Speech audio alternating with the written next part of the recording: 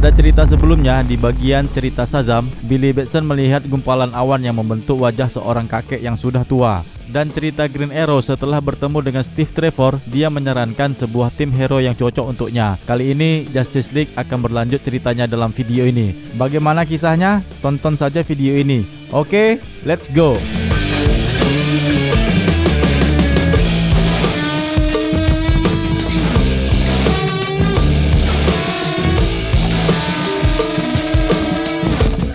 Jumpa lagi dengan DC Indonesia. Bagi teman-teman yang baru melihat video ini, kami sarankan untuk menekan tombol subscribe pada channel ini agar kami lebih semangat untuk membuat video seperti ini.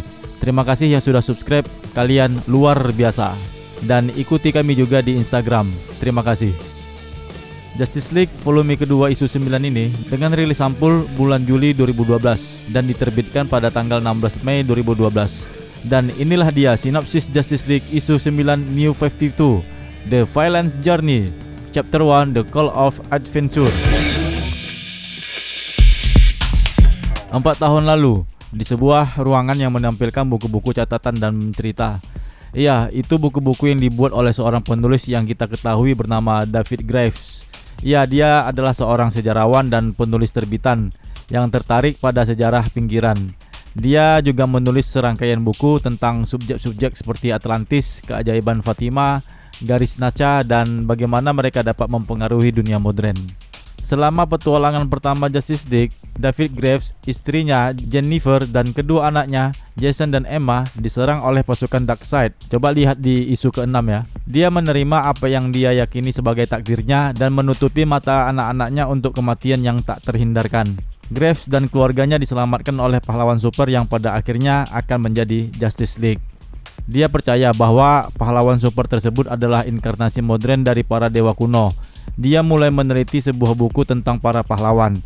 Buku itu menjadi buku yang paling populer, Justice League, Gods Among Men. Tidak seperti yang admin ceritakan pada isu ke-6 kemarin. Amin bilang God Among Us. Buku ini berjudul Gods Among Us. Oke, lanjut.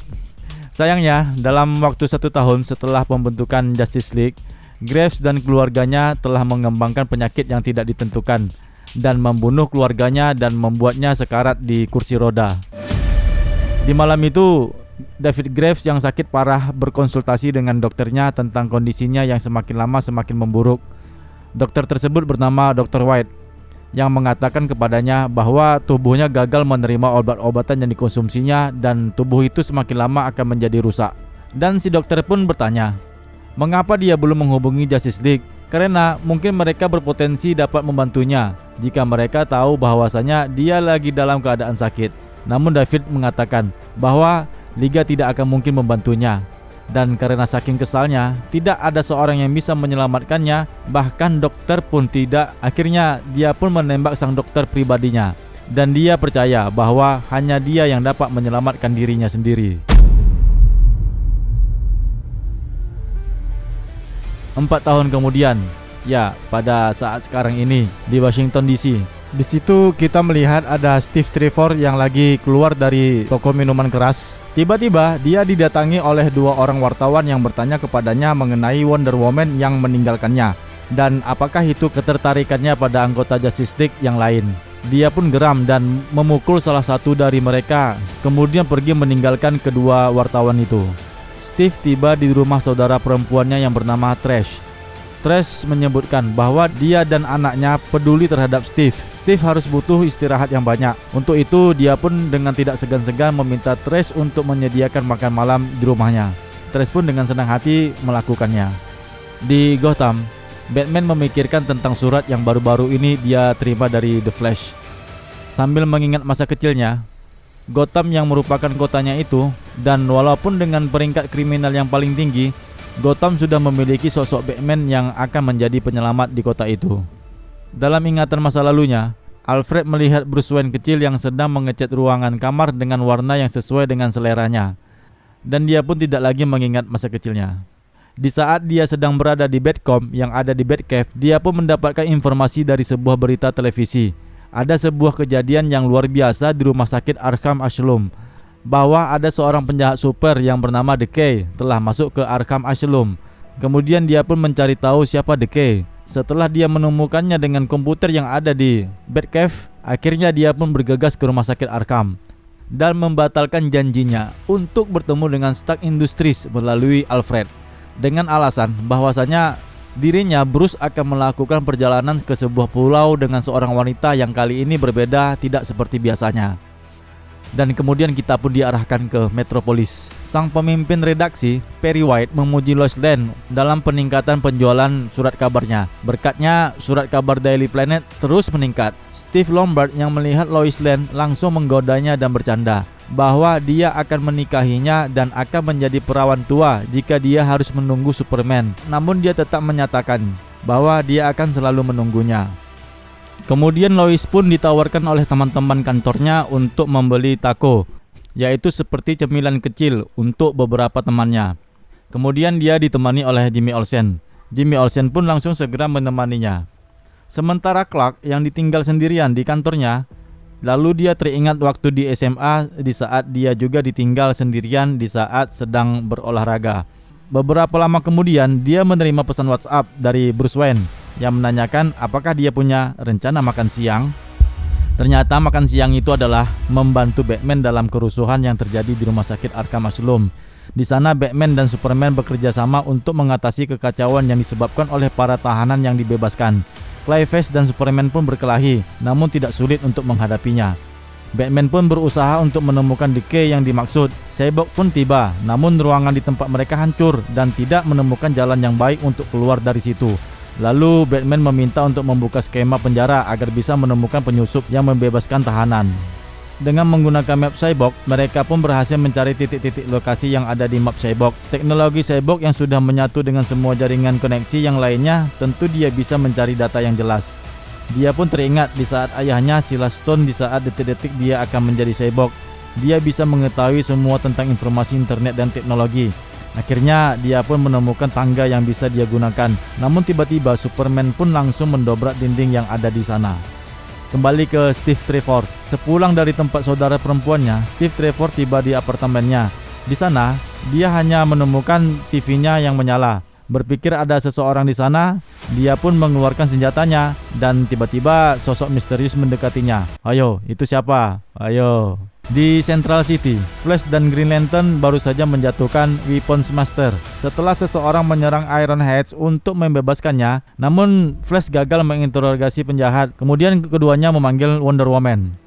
Kembali ke Arkham, Superman, Batman dan Cyborg menemukan Decay, yang mana dia memberitahu mereka bahwa dia masuk ke Arkham sehingga dia bisa melarikan diri dari penyerang misterius. Kedua penjahat tersebut kemudian mengungkapkan bahwa mereka berdua dihadapkan oleh seorang individu yang ingin mengetahui kelemahan Justice League. Orang ini tentu saja bernama Graves. Ya, David Graves. Di lokasi yang dirahasiakan, Steve Trevor disiksa untuk mendapatkan informasi mengenai Justice League oleh Graves. Sementara Steve menahan rasa sakitnya. Graves kemudian mengancam akan menyakiti saudara perempuan Steve dan anak-anaknya. Steve tunduk dan akan menyampaikan hal yang sesungguhnya mengenai Justice League. Dan cerita pun kembali mengenai Shazam dan berikut sinopsisnya. Awal cerita di seri ini, saat Darla membangunkan Billy Batson, dengan senangnya pertanda sarapan bersama akan disegerakan. Seandainya Billy tidak bangun-bangun, sepertinya ya sarapan itu tidak akan mungkin terjadi. Sepertinya begitu. Yaudah, oke, lanjut. Setelah sarapan, akhirnya Billy Batson dan saudara angkatnya yang menggunakan tongkat bernama Freddy pergi bersama untuk bersekolah. Di sekolah, Freddy bercerita mengenai namanya yang menjadi Freddie Freeman, karena dia ngefans dengan Morgan Freeman di saat dia bermain di film Shawshank Redemption. Dengan itulah dia ngefans dengan Morgan Freeman. Saat berjalan pulang, beberapa anak mulai menindas mereka. Awalnya Billy tidak mengapa-ngapa dikarenakan saudara angkatnya yang dianiaya oleh orang lain. Akhirnya dia pun membantai anak-anak itu. Jagoan sekolah juga si Billy ini ya. Oke, lanjut. Setelah melawan mereka, akhirnya Billy dipanggil oleh kepala sekolah dan ada orang tua angkatnya Victor Vasquez di sana. Kepala sekolah mengancamnya jika hal ini terjadi lagi, maka sekolah tidak akan segan-segan untuk mengusirnya. Setelah keluar dari ruangan kepala sekolah, dia dan orang tuanya pun pulang. Di jalan pulang, dia melihat orang tua anak yang berkelahi tadi dengannya langsung menghampirinya. Dan terjadilah pertikaian. Di saat orang tua angkatnya meleraikan mereka berdua, akhirnya Mr. Brice, orang tua anak itu pun langsung meninggalkan mereka berdua.